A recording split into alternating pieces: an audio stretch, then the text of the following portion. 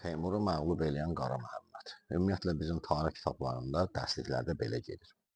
Lakin məsələ heç də bu qədər də belə deyildir.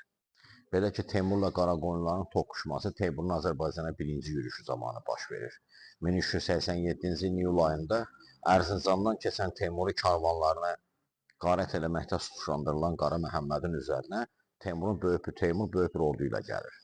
Əvvəlcə Avnik qalasını mühasirəyə alır, lakin Misir Xoca buna müqavimət göstərir və qalanı müdafiə edə bilir. Belə bir vəziyyətdə o qaladan yan keçir və Ərzincana gəlir. Çapaqcur deyilən bir ərazidə göl var orada, Bingöl deyilən yerdə qərargah qurur. Qara Məhəmmədin tələmtələsik geri çəkildiyini görən Teymur oğlu Miranşahı onun təqib eləməyə göndərir. Və Miranşah onu Çapaqcur dərəsində yaxalamaq istəyir, lakin özü mühasirəyə düşür. Bəzi məlumatlara görə Qara Məhəmməd Miranşahla döyüşdə onu məğlub edir və o geri çəkilir. Baxmayaraq ki, Qara Məhəmmədin əsgərlərinin sayı Miranşahdan çox az idi.